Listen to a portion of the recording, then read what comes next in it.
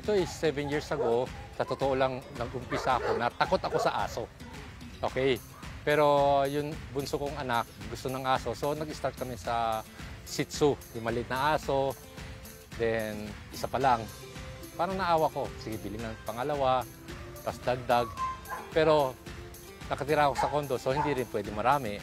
So dinagay ko doon sa inuupahan ko apartment. Pero ang problema, apartment, masyadong maingay. So hindi pwede. So nagtayo ako ng isang maliit na kennel.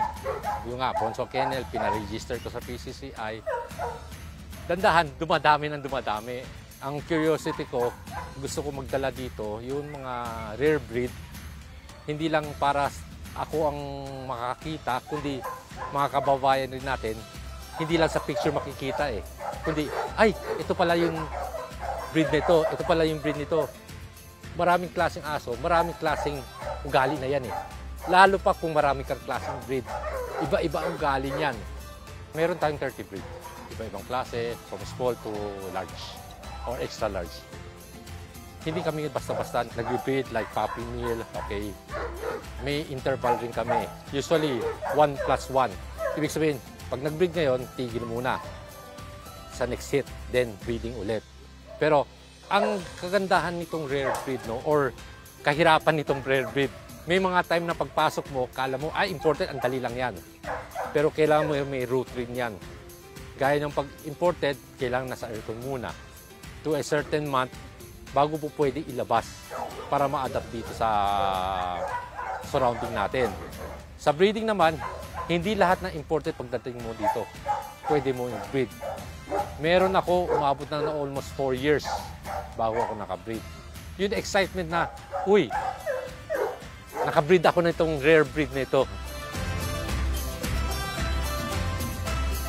Lahat yan, may vet tayo na chine-check yan, tamang pagkain, tamang araw-araw na ipapalakad kasi big dog doon yan eh. Hindi pwedeng nakakulong.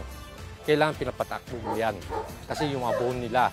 At the same time, talagang quality dog ang inaano namin kasi lumalaban kami sa PCCI.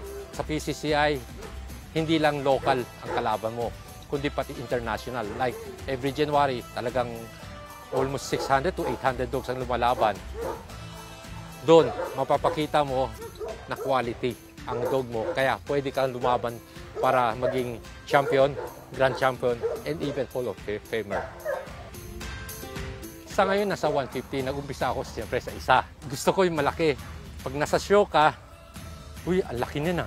Sa ano yan? Ang practice ko dito is every 2 weeks saka ko sila ginugroom. Kasi kahit pangit ko nang sabihin, ang mga shampoo, ganun, chemical pa rin yun eh. Pero within that 2 weeks, minsan, siyempre, kakalaro nila, kakaano nila, minsan may amoy, papaliguan mo na walang shampoo. Mga ganon. Tapos papatakbo, kailangan mga ganun eh. Kailangan i-practice mo din. Number 1 na no-no, crossbreeding.